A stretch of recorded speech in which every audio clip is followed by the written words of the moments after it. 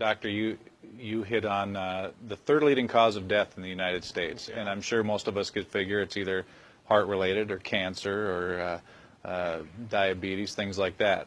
Can you clue us into what that is and why?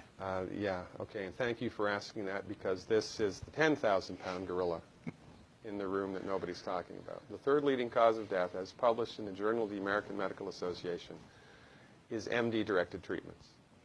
This means you go to a medical doctor, an MD. He gives you a treatment and you die from it. According to the United States Department of Health and Human Services, 15,000 Medicare patients a month are killed by MD treatment, and nobody goes to jail. A handful of terrorists fly 2 planes into the Twin Towers. 3,500 people die, and we go to war. But 15,000 people a month are killed by medical doctor treatments, and we don't bat an eyelash. This is because we have been, I don't want to say brainwashed, that's not the correct term, but we have been, for the last 100 years, kind of led into this false belief. You know, I think it was Marcus Welby that started it, that the medical doctor is king and knows everything about everything. And really, you need to just shut up and follow your medical doctor's advice. Most people in the United States have no idea at all of the history of the evolution of medicine in the United States. In the early 1900s, it was a relatively level playing field between the chiropractors, the osteopaths, the homeopaths, and the MDs. In 1915, 1920, there was something called the Flexner Report.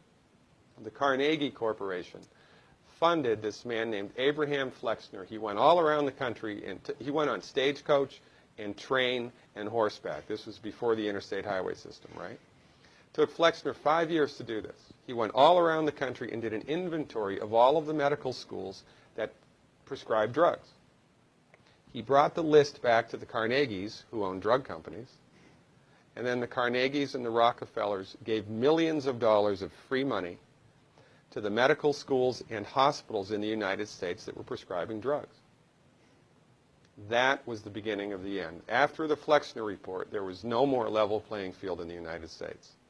And the MDs started a juggernaut that's taken off. Most people in the United States think that the predominant medicine here, MD-directed pharmaceutical medicine, we think that those guys are top dog because their therapeutics are better than the homeopaths or the naturopaths or the chiropractors. It's not. They're in the driver's seat because of political and financial coalitions that were built at the turn of the century that most people have no idea of at all. And it's a gigantic problem. And I mean, it's crazy, right? It's the third leading cause of death. And yet, when the government makes noise about messing with people's insurance, everybody freaks out. Mm-hmm. And that's a whole other thing to talk about, isn't it? Because what is medical insurance? When you buy medical insurance, what are you doing? You're betting that you're going to get so sick you will not be able to afford it. Mm-hmm. Right? Yeah. Right.